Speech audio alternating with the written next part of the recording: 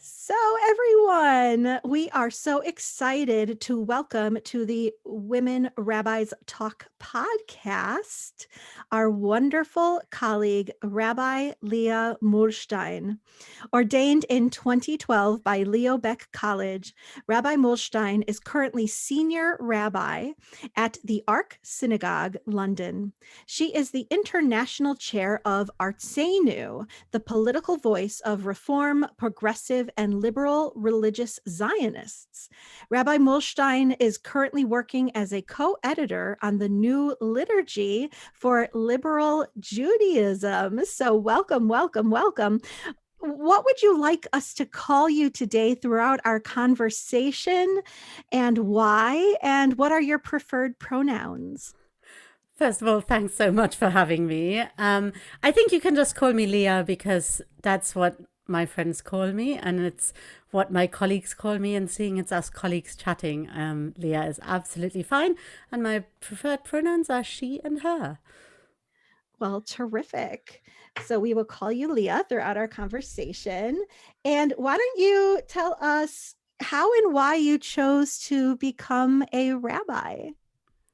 So for me, I grew up in a family where Jewish communal life was really, really important. When I was born, there wasn't really a progressive community in my city. I was born in Munich, in Germany. Well, actually, I wasn't born in Munich, but I grew up in Munich.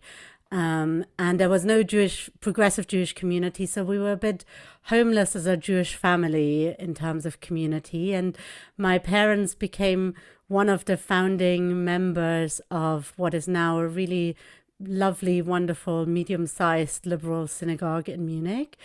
And so I saw them grow Jewish life and see what the potential of Jewish communal life has, and thought, actually, I'd like to do this as a career. And there weren't that many alternatives to being a rabbi if you want to be a professional Jew in Europe. So after my chemistry degree, I decided to become a rabbi.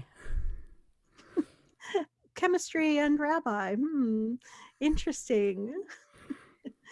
But it works. I think I really appreciated sort of the logical thinking that I learned through the science degree. And I think whoever becomes a rabbi brings their previous knowledge and their own little take, and it makes us all unique. So I never saw it as a conflict. It was a good basis. And for Talmud learning, it was very useful.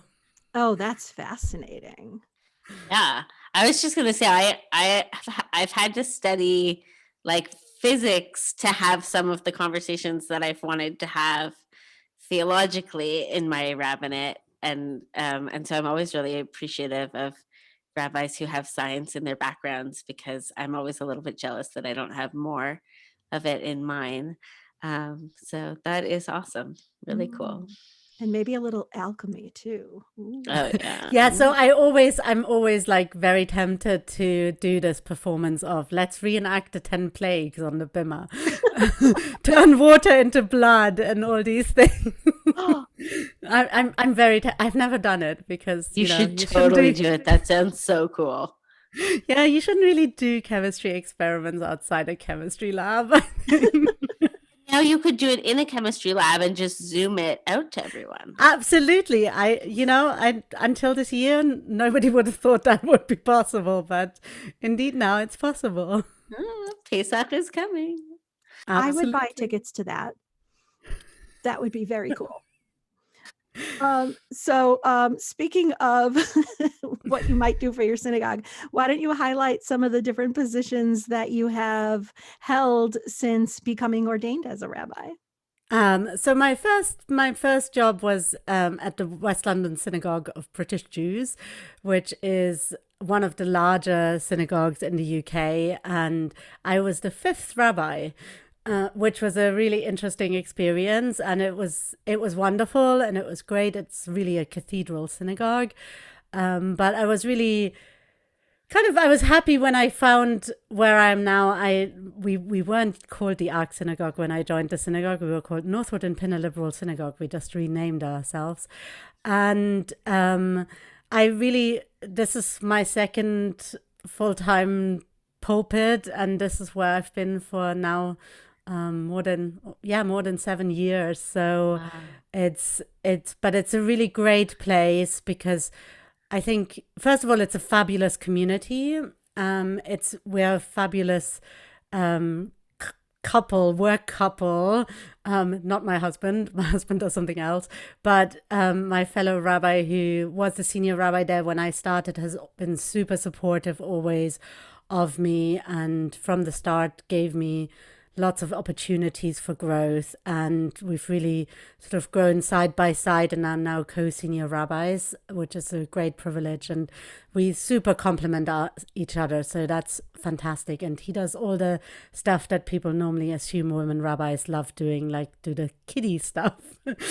And I do the adult education, the difficult adult education, and he does all the pastoral stuff, and I do all the management things. So we kind of defy stereotypes quite a lot, but really complement each other with our skill sets, which is fantastic. And then the other thing that I love about my community is that they've always allowed me to take on other responsibilities outside of the community, and allowed me to I helped establish a group, an interfaith clergy group that did social action work together in the UK. I was always involved with kind of the global Jewish movement, and also now with Arzenu. That's really a big part of my life. It takes up quite a bit of time, and the congregation has very generously supported it, and not only supported it, but are also really proud of it, which is lovely.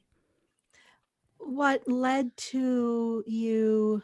It might be, I mean, I grew up in Chicago and I've always had pulpits on the East Coast. Did you ever think that you'd go back to Germany as a pulpit, or did you just say, I'm going to stay in London? I think I did consider it at some point. I think it was, for me, a lot was to do with the job opportunities. Some of it was to do with my husband. We met while I was in rabbinical school and then got married. And he doesn't really speak German. He's American.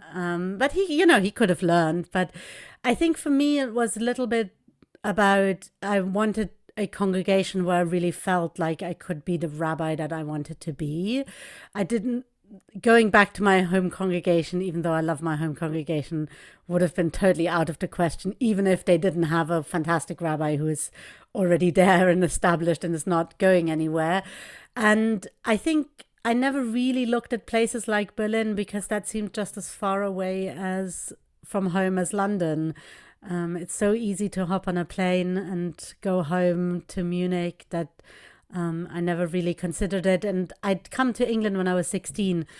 So I already did my undergraduate here in the UK. So most of my friends, I've spent basically all my adult life in England. So it seemed to make sense. And maybe if ever I look for another opportunity, if my synagogue gets tired of me or something, maybe I would consider going back. But for now, I quite like it, and I do the occasional visit to Germany, and I try to support if people want support. And otherwise, yeah, London is really my home. That's amazing. And we do have to call attention to the fact that this is one of our few tri-continental conversations. Yeah. This is super cool. We love them. Lea, I have a quick question just to take you back for a second. When you were talking about your first position and you said you were the fifth rabbi, does that mean that they had 4 rabbis already and you were the fifth of 5 rabbis who were all working at the same time? Yes. So although one of the 4 was on maternity leave, so for most of the time, we only had a very short time where it was actually all 5 of us working at the same time. But it was a very large team, quite hierarchical, lots of opportunities, really great. The senior rabbi was Rabbi Julia Neuberger, really great woman who gave me lots of opportunities because she wanted to also lift up women, and I really appreciated that. But there's a different dynamic in a team of 5 than there is in a team of 2. So it suits me. Yeah. Wow, that must have been an experience. And shout out to Rabbi Neuberger, because I think wasn't she the first or one of the first women rabbis in the UK? She was one of the early ones. So the first, she wasn't the first one. The first woman rabbi in the UK was Rabbi Jackie Tabig, Oh, who right. was Yes. ordained in the late 70s, I think, 78. But she was one of the first women. She's definitely the first woman rabbi to have a seat in the House of Lords. Oh, wow. So we have a woman rabbi in the House of Lords. And has definitely done a lot for kind of women in general, but also the women rabbis. Mm, that is cool. I don't even really know what that means to sit on the House of Lords, but it It's sounds like cool. one of our branches of kind of legislature. Oh, So like we have like Parliament. Parliament and then the Yeah. House of Lords, which are Yeah. they're not elected. They have lifelong. They used to all be in hereditary, but now you can be appointed for life. Right. Oh. And are they ever going to egalitarianize the language of the House of Lords, or it's just always going to be? It's not the House of Lords and Ladies. It's not the House of Lords and Ladies, no, but the titles are their Baron and Baronesses anyway. Ah. But I don't know if they're ever going to egalitarianize that. I guess it's like a title. I mean, it's an interesting question. Can you feminize rabbi, or is it just rabbi is a title which transcends gender? Yep, we have had that conversation a few times. Great. So we particularly wanted to talk to you, Leah, about your work with Arzenu and the topic of Zionism.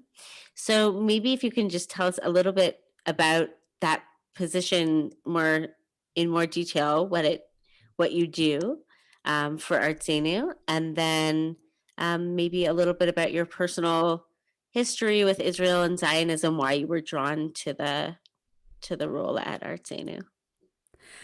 So Arzenu was formed now over 40 years ago, I think, as the political voice for the reform movement, for the global reform movement within the Zionist movement, because the World Union for Progressive Judaism has representation in the Zionist movement, but as an apolitical organization. And just like Israeli political parties have representation in the Zionist movement and have branches around the world, the reform movement realized that actually, because they don't have a party that runs in the Knesset, in order to have any political voice in Israel, they needed to form an international political party. So this is how Arzenu was founded. It therefore has constituents around the world, local groups that do on-the-ground work with the local Zionist federations. In the US, it's called the American Zionist Movement. And the role kind of is twofold for Arzenu. So on one hand, the idea was that Arzenu branches would promote Zionism in Israel in reform, progressive, and liberal congregations around the world. And then on the other hand, Arzenu would promote the values of reform, liberal, and progressive congregations in the State of Israel, and in particular strengthen the reform movement in Israel. So in a sense, my role is a little bit covering those two aspects. On one hand, I try to support the activities of our local branches together with my executive. Of course, I'm not the only one who is doing work, and I have a wonderful executive director, Dekel Chumash, who's employed to do this work every day, not like me, who's a volunteer. So part of it is to provide programming for synagogues and the movement and so on, and then the other part is to be part of the political negotiations, to be the voice, partly of the voice of the diaspora, of saying sometimes, unfortunately, the reform movement in Israel is heard less than people from outside are heard.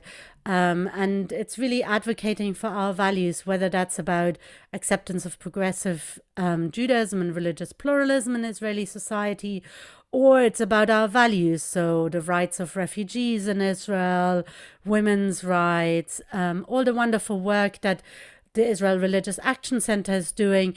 In a sense, our role is, and my role is, to be kind of the political spokesperson for that, and to try and form political alliances to be able to affect that. So we work very closely now with the conservative movement, for example, in order to promote our values together.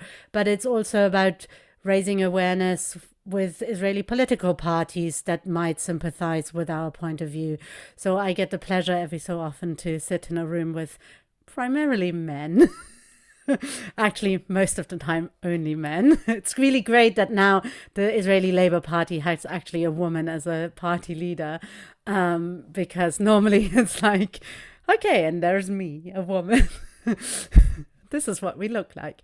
But it is a great privilege to be able to advocate for our values, and then I travel the world to share kind of that work.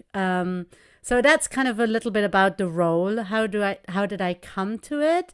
I guess I grew up in a sort of classic Zionist family where Israel was always important, but never in an unquestioning way. So we were never, Israel can do no right or wrong. My parents actually met at Amnesty International, so we're really sort of activist kind of people. So they weren't ever going to teach us that, Israel can't ever do anything wrong. But Israel was very much part of our upbringing. Israeli music was very much part of our home. Israeli literature, my parents were adamant followers of Israeli writers coming to Munich to do literary readings. And Munich actually has a very active Israeli literature scene. So I very much grew up with that. And my father was very much involved in the struggle in Germany for the rights of progressive Judaism in the 90s. So I saw kind of his political fight for recognition of progressive Judaism, and I saw also that, like, sometimes one of the biggest challenges when the movement was debating with the government was that they said, but even in Israel, your way of being Jewish isn't recognized. So I always realized, this is something that is holding us back, not just that is holding Israelis back, but is holding us back as Jews around the world. And so I felt really like I could make an impact. And Arzenu is a very small organization, the international branch.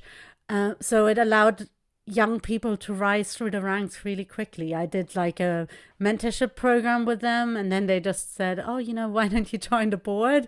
And before I knew it, they had elected an under 40-year-old, that was when I was elected, no longer, an under 40-year-old woman to be the chair of the organization globally. So, which wasn't really sort of, before me came a retired, lovely male rabbi, which was the much more common sort of image you had. So it also had lots of opportunity, and I saw lots of opportunity to do things with that work of promoting my values, of promoting women's voices. When I started, I was the only woman on the board. We're now more than 50% women on the board. And we've done really a lot of work with promoting more women into positions. And that was really important to me. So sometimes it's about the big picture. Sometimes it's really about the small, like insisting on reporting on gender wage gap and boring stuff like that. But, I saw it as an opportunity where I could make a difference. And I feel like I have the privilege every day of being able to make a difference. That's so great. Apologies to you and our listeners if there's some construction going on next door. So if you hear a little bit of banging, Marcy says she can't hear it. So that's a good sign. But if it comes through, that's what that is. So, Leah, what are some of the challenges that you've experienced in your role at Arzenu, either personal challenges or challenges that Arzenu faces? What would you say are the challenging parts? And then the flip side, what have been some of the joys? So So, I mean, I think I wouldn't be doing this if I didn't also enjoy the challenges and enjoy sometimes the battles. I think that's really important. Like sometimes sort of my most satisfactory moments were when we really battled things. I think the biggest challenge is that we have seen over the last 10, almost 20 years, a significant shift to the right in Israeli politics, which is a challenge to progressive values, even lower P progressive values. And I think, we see increasing amount of racism in Israeli society. And, that affects also the work that we do. And, we saw it just this week when the Israeli Supreme Court ruled that Reform and conservative converts who converted in Israel with the movement should be recognized for citizenship. The response of the Haredi party was to portray us as dogs. Literally compare Reform Jews with dogs. And that's sometimes challenging when you're actually sitting in around a table and you're having a discussion with people and you think you're making a completely reasonable proposal and somebody comes back with like horrible racism and misogyny, or I don't even know what one calls it when like fellow Jews call you dogs. So that's it's challenging, and it's challenging that actually in terms of political power, our political power has decreased because the Knesset elections also shape Zionist politics, and more and more the left is disappearing in Israel. It'll be interesting to see what happens in just over 2 weeks, but so battles become more and more challenging. On the other hand, what I'm really proud of is that actually we've managed to establish relationships with our political opponents, so that even though they don't share our views, many of them do respect the way that I work. Even the ones who get very angry. In the last few years, it always fell to me to chair the voting plenary at the Zionist General Assembly, which is really, it's a zoo. I mean, you can't even imagine it. Like, people yell at each other, the most horrific abuse. And I can tame them. I have a way of being able to tame them, and sometimes I think it is the asset that I bring, that I don't look so threatening. I'm a young woman at the front, but I also do it in a different style. So I respond to everyone yelling, like I just say, okay, if you guys don't sit down, we're just not going to continue. We're just going to sit here silently and take a breath. And actually the interesting thing is that even the political opponents who are not always happy with what I'm pushing, because part of the power of the chair is also that you can change the order in which you vote. So you might not get to all the resolutions. If you don't like a resolution, you just let the conversation go on and so on. And I use that. So I'm in that role, I'm a politician too. But actually, on the whole, they realize that I'm trying to be fair and that I try to give people the opportunity to voice opposing opinions, as long as they're not racist or insulting to each other on a personal level. That I think it's important that we have that dialogue. So definite challenges is definitely the political situation. On the other hand, we have great successes every so often, like the Supreme Court ruling, and I do enjoy the zoo. And I enjoy the fact that I can tame the zoo every so often. And I like that we are respected. And I'm really grateful that we've managed to build really, really strong relationships between the different organizations, and that there is no competition. When there is an issue about Israel that comes up, Rabbi Rick Jacobs is absolutely respectful and says, should I be the one speaking, or are you going to speak? And, I don't take these things for granted at all. And we have a really very productive working relationship with Rabbi Gilad Kariv, and who's now on sabbatical because he's running for the Knesset, soon to be MK Gilad Kariv, hopefully, but currently the president of the Israeli Reform Movement, and with the lay leadership. So, and that's really, it's a gift, and it allows us to be stronger. Amazing. It sounds like really exciting and rewarding work. Can you talk a little bit about what's happening right now with the upcoming elections and the potential for Rabbi Kariv to be part of Knesset, and the way in which that is significant and historical? So it looks extremely likely, based on the polls at the moment, that he will be entering the Knesset. I mean, Israeli politics is extremely volatile, so nobody is going to make any 100% predictions until the day after the election, when the results are presented. But it is significant that Rabbi Gilad Kariv, who has been for over a decade now the president and chief executive of the Israeli Reform Movement, is number 4 on the list for Avodah, for the Israeli Labour Party. And if you make it across the threshold in the elections, then you win at least 4 seats. So provided the catastrophic doesn't happen, Rabbi Gilad Kariv will be the first Reform rabbi to enter the Knesset. And that will be very significant.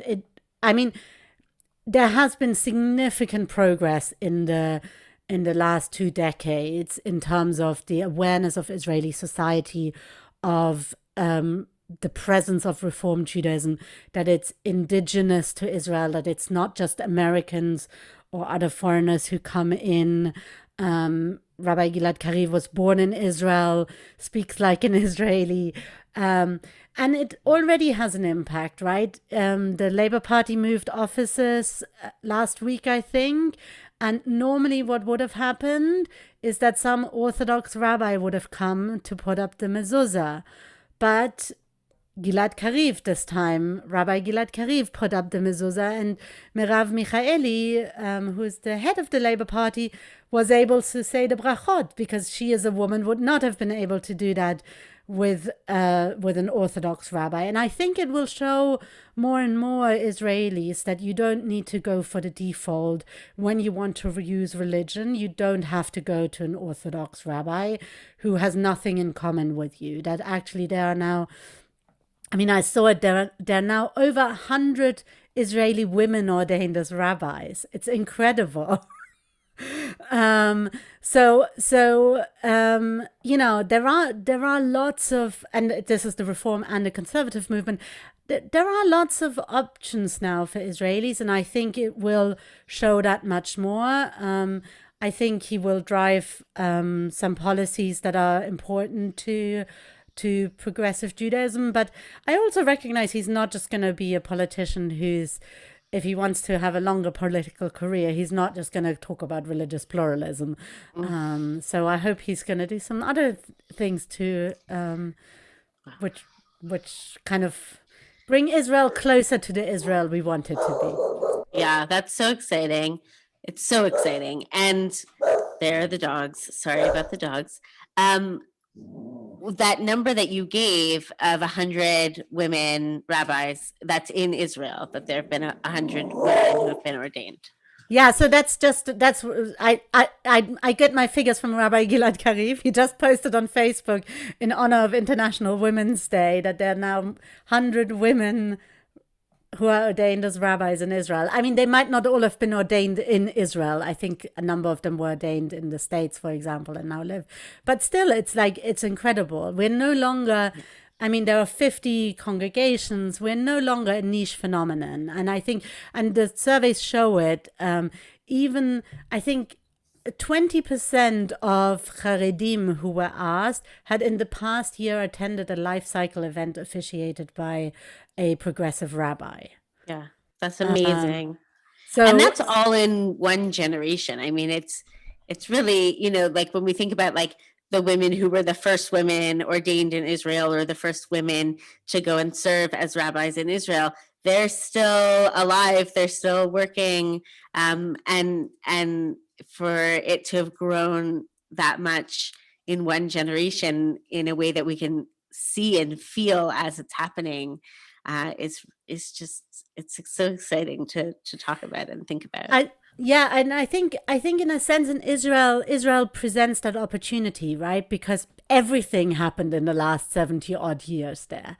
So like it's a country that's still like so young that it's actually quick to reinvent itself. Which of course also is why it's in a sense so dangerous, this right-wing shift that we see, because if it could also go really in a wrong direction. And I think civil society, but civil society is really strong in Israel, and they are vigilant of the dangers of that. So I think it is incredible, and it makes me really proud. And we have so many wonderful colleagues in Israel who are doing the most amazing work, who are really like everyday heroes, and often have it much harder than women rabbis have it outside of Israel. I spoke with my conversion class this weekend about Israel, and one of them said, oh, it's the only place where I ever felt really comfortable wearing my kippah. And I said, well, it's interesting because it's the only place in the world where I ever feel uncomfortable wearing my kippah, because you can overhear sort of the funny comments and stuff. It doesn't stop me from wearing it, but it happens. It's true. Yeah. Yeah. We had Rabbi Miri Gold on the podcast last season as our Israeli guest of the season. Who should we have? Who should our next female identified Israeli rabbi be? Oh, I think I would probably put Rabbi Noah Satat quite high up on the list. Real trailblazer, openly LGBT rabbi, done lots of, before she became a rabbi, did a lot of work for the LGBTQ community in Israel in general. Really important activist, but is like an absolutely incredible role model and fights literally every day for the soul of Israel. So awesome. She would be high up on my list, I think. Great. Well, Rabbi Noah, if you're listening, we're putting you on the list. We'll be in touch. We're coming for you. Noah always jokes that she says that she discovered, we were both honored by the Women for Reform Judaism with a Women's Empowerment Award that we received at the same time. And she said, she laughed terribly afterwards, because she said, I've now discovered the secret weapon that we have to give your enemies of how they can strike you down. Instead of being horrible to you, they just have to be nice to you. Because she said, I've seen you battle people. And really, I've had right-wing people come and threaten me with violence and with arms in the air and cheering up in the air and running towards me. And I'm totally cool. And she's like, as soon as they say something nice about you, you're like, oh. So hopefully my political opponents are not listening to this podcast. You can take her down with a compliment. You don't need the chair. Wow. I can't even imagine what that would be like, to have someone come at you with a chair and be chill about it. I would not be chill about it. So, speaking of political opponents, I actually want to ask you about a strange political, what's the opposite of an opponent? Ally? Supporter? Somebody, a supporter or ally. I didn't want to use the phrase bedfellow because that makes me uncomfortable. So a strange ally, which when it comes to Zionism is often the right-wing Christian. And when it comes to Zionism, we have these, especially in America, I don't know how much it happens in Europe, but we have a lot of politicians who talk so much about how important it is to support Israel at all costs. We have to support Israel. It's often in a Southern accent. I'm sorry. But can you say anything about, as a liberal Zionist who cares so passionately about Israel, what are your feelings about that segment of the population, the right wing Christian Zionist in quotes, I have to say, and that also in quotes ally, that phenomenon? So it's not just an American phenomenon. I remember I do quite a lot of interfaith work also, and I was invited to this clergy dialogue with Christian ministers on Israel, and I sort of went. I thought nothing's going to happen. It's going to be pretty benign, and it turned out to be all the evangelical right wing Zionist Christians of like. I have never been in a more scary environment. I was so relieved that I didn't have business cards, because everyone was like, "Can I have your business card?" And I'm like, "I'm really sorry, but I really didn't bring any." And I was like, never want to have anything to do with these people again. I think there's two things about it. First of all, I call them jokingly the eschatological anti-Semites. In the end, they only believe in Zionism because they think at the end of the day, this is, we're all going to either go up in flames or become Christians or whatever, but we all need to be in Israel in order for that to happen. Being the Jews. Yeah, the Jews. So the Jews, the only reason they want the Jews in Israel is it's part of their eschatological vision of the end of days, of, in the apocalypse, we all become Christians or get burned in eternal fire. So ultimately, I think they are really, I don't think any of them want me personally extinguished, but in a sense, they do believe in extinguishing Judaism at the end of day. So I think that's one really problematic aspect of it. I think the other problematic aspect of it is that ultimately I don't think it will ever help you to promote your values, to work together with people who very clearly do not share your values, just because, they say we support Israel.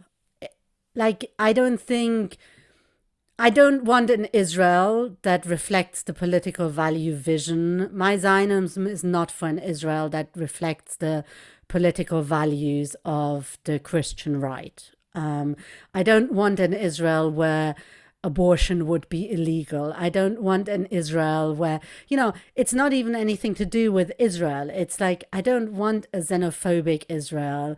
That's not, for me, what Zionism today is, if I have to say it in kind of a one sentence thing, is it's still working on this vision that we can be a model state, that creating a Jewish state would be a model state, not just any state.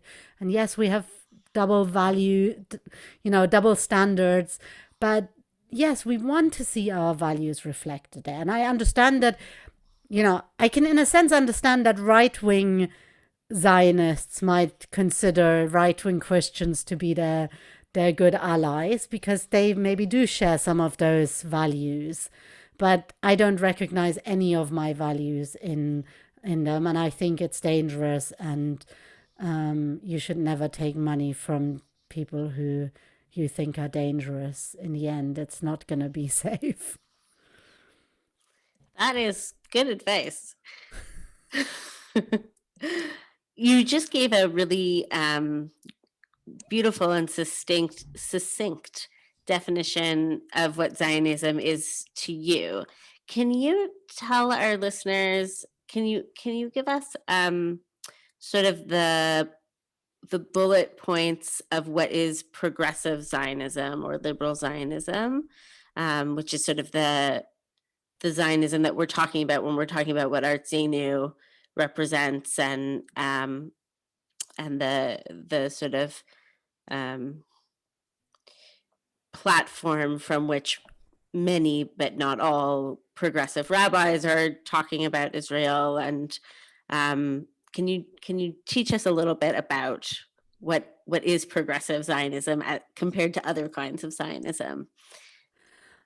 So I think that the interesting thing is there's like people always sort of think of Zionism as if that's ever been a thing. Zionism is in in a sense, it is the political movement of the Jewish people to a sovereign state, which, just like the political movement to a sovereign state in the United States or in the UK or in Germany, has lots of political facets.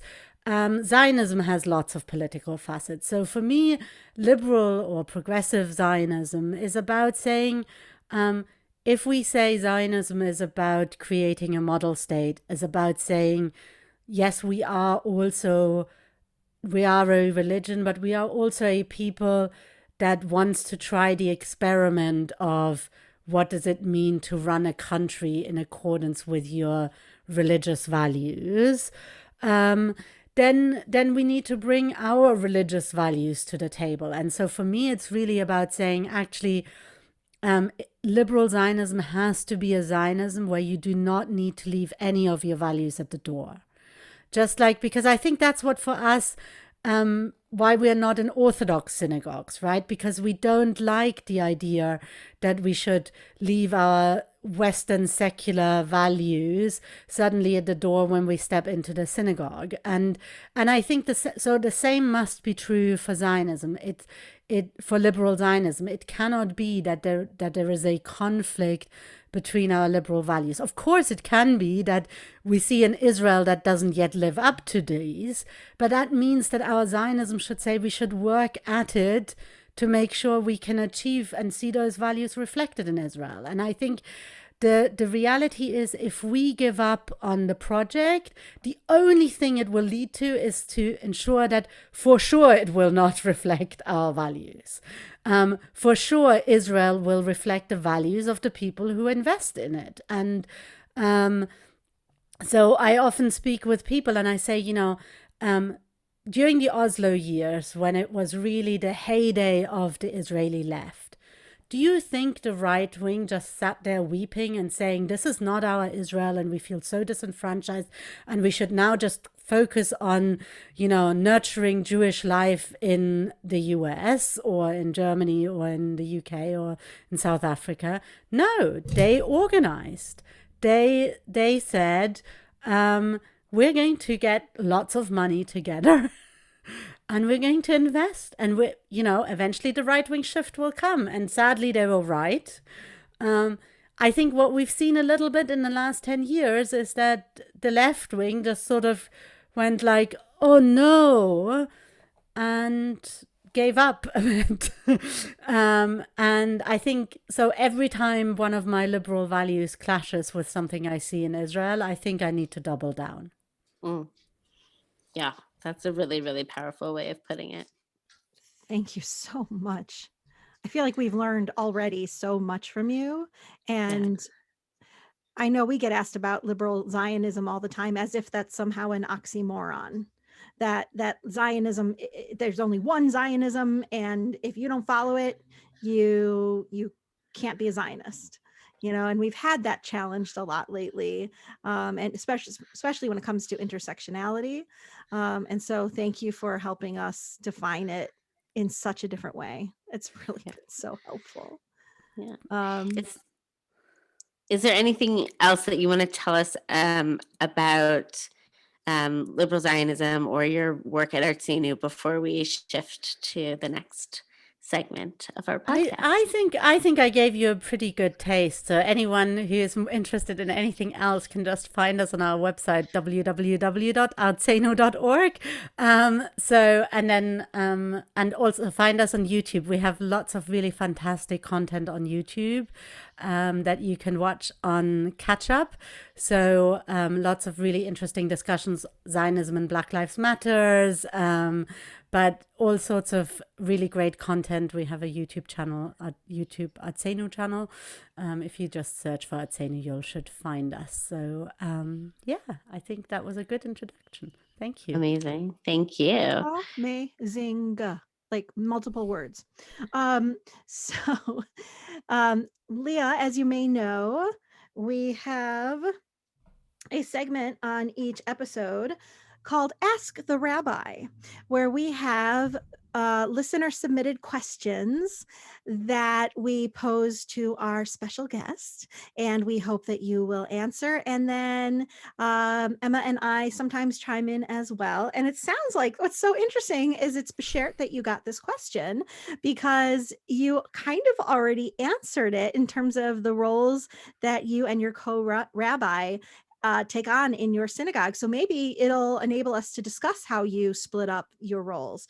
So it's an anonymous question that came in, and it asks, do you ever feel pigeonholed into specific roles or portfolios because you are a woman?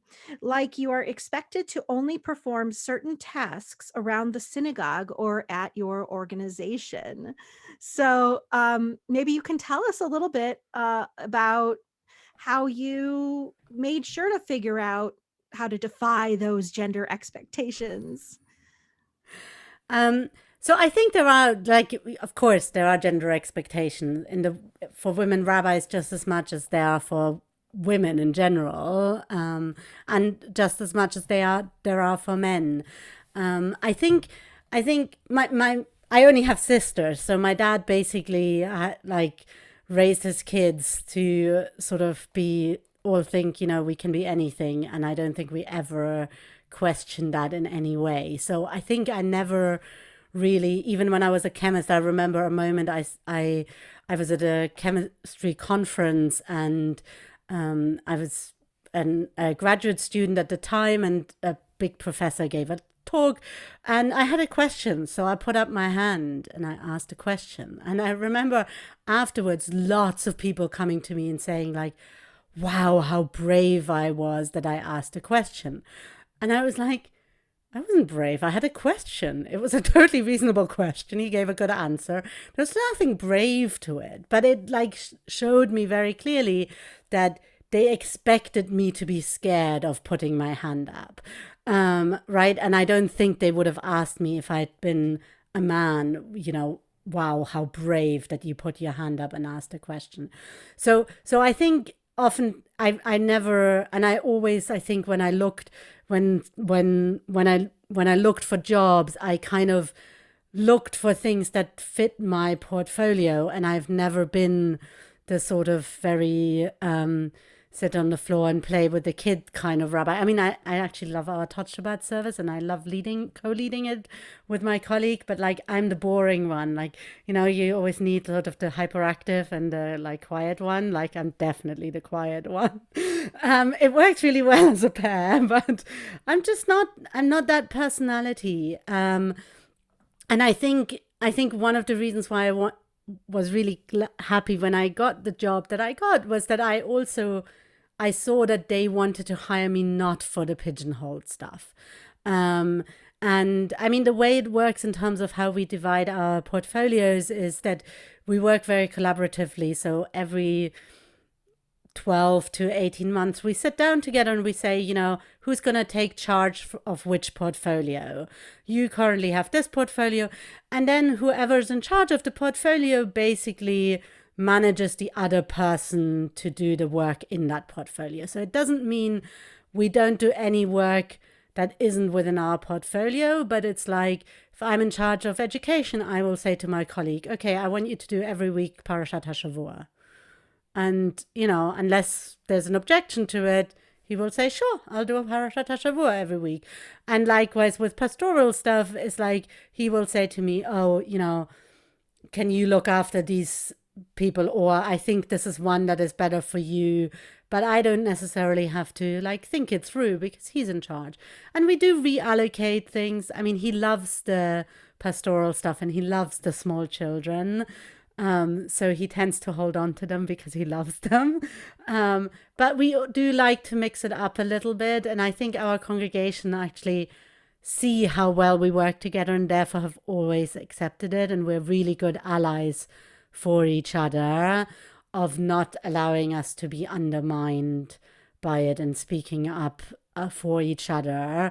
So, for example, he's not seen as the most technologically savvy person because Leah manages all the tech and stuff. But actually, I often say, you know what? he runs his own shivers. You know, don't put him down like that. He's quite capable. Yeah, he's not as good at it as I am, but it's because it's not his interest area. It's like I'm not as good as he is on the pastoral stuff. I think we have a really good relationship about being able to say, in some areas, you are better than me at doing this. And we are really happy that the other person is better at it than we ourselves are, because it means we don't have to do the stuff that is a bit beyond our comfort zone. Or sometimes we can push each other, but you're kind of carried in that. So, yeah, I think that's, you couldn't have it any better way. You really couldn't. I'm like in rabbinic heaven, so. That's so great. It's so great when you're on a team and you feel that balance. Marcy, did you have anything you wanted to add in response to this question? I think we definitely are still battling that issue. When a non-affiliated family will call a funeral home and say, I only want a female rabbi, because there's an expectation of what a female rabbi will do or be. And we have to be allies for each other by saying, a male or female or even non-binary colleague will be just as wonderful as any other colleague, and we have to support each other as we all have an opportunity to be wonderful, caring colleagues. And when we're at multi-clergy congregations, we have to also do our best to support each other. When there are opportunities to divide up portfolios according to skill sets and even just things we like and prefer, then that's the way you do it. What about you, Emma? Yeah, I mean, it's interesting because I worked first as a solo rabbi where I wasn't pigeonholed because I was doing everything. And then on my team, I am the only woman. So I'm very careful not to be pigeonholed. We have also a non-hierarchical rabbinic team.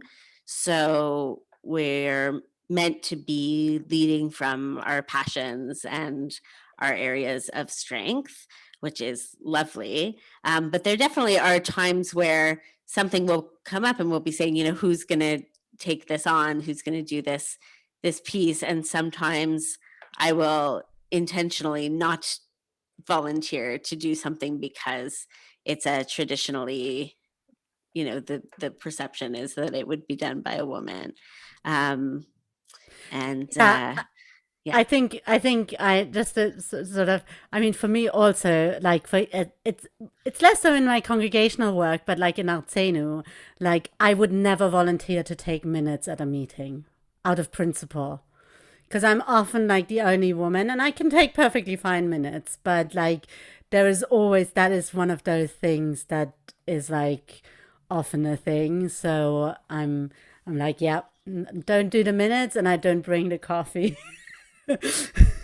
No coffee for you. Someone else get it. So, Leah, you've heard our podcast, so you know that we take our guests every episode through our questionnaire Maher, and it is your turn. Are you ready? I am ready. Is this a race? It's not a race, but they're meant to be short, quick answers if you can. It's not always easy. Maher-ish. Yeah, Maher-ish. So, Leah, who was your first woman rabbi, either in your home synagogue or that you were first aware of? So probably Rabbi Giza Ederberg, who taught me Hebrew before she became a rabbi. She was in my congregation, and then she was ordained at Schechter in Israel, conservative rabbi, and is now a conservative rabbi in Berlin. Wow. Tell us about a woman who inspires you, Jewish or otherwise. Oh, I find these who inspires you question's really challenging because it depends on which aspect of my life. But I I think I'm going to mention Rabbi Noah Satat again, who I recommended for this podcast, because she's really what I absolutely love the most about her is that she's really a warrior for social justice, but she is this like wonderful, sweet, warm, and cuddly person, actually, who is really not, and she doesn't seem like a warrior, like she doesn't look like a warrior. She makes no pretense to try to pretend to look like one.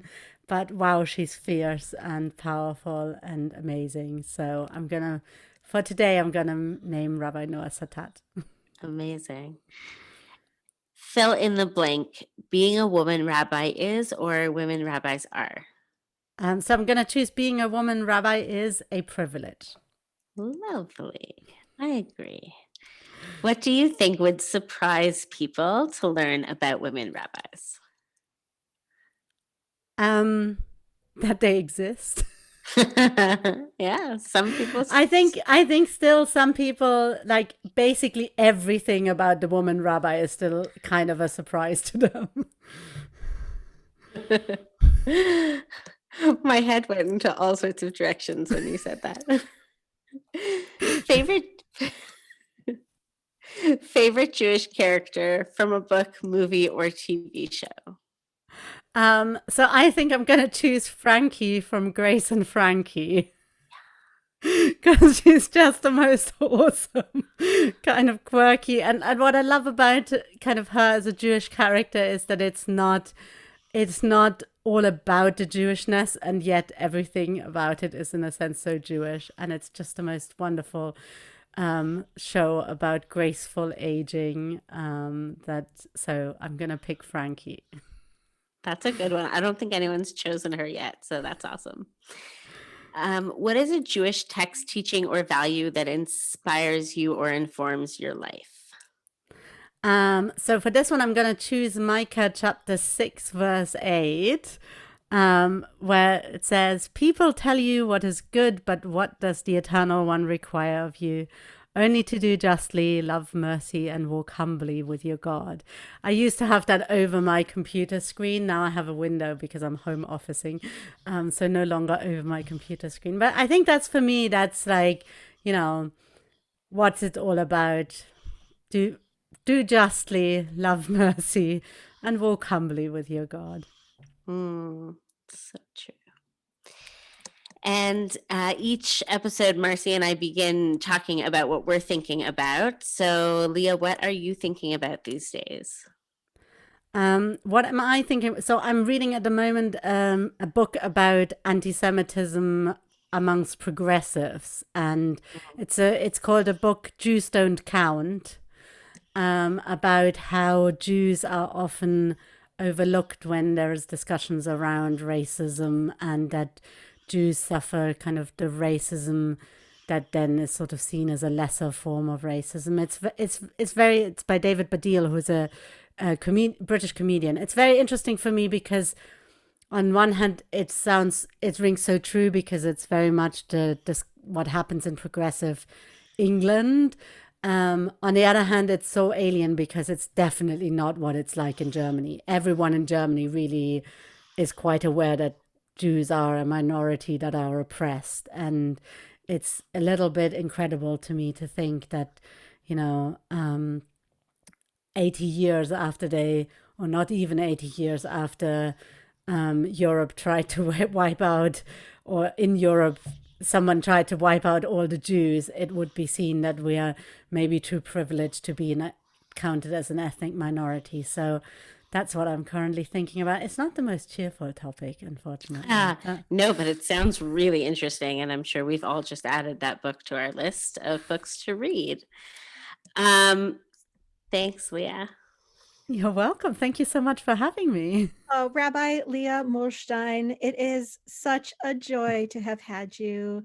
on our show today, and really a pleasure to learn from you and to learn more about liberal Zionism throughout the world and how we can get more involved in it in Israel.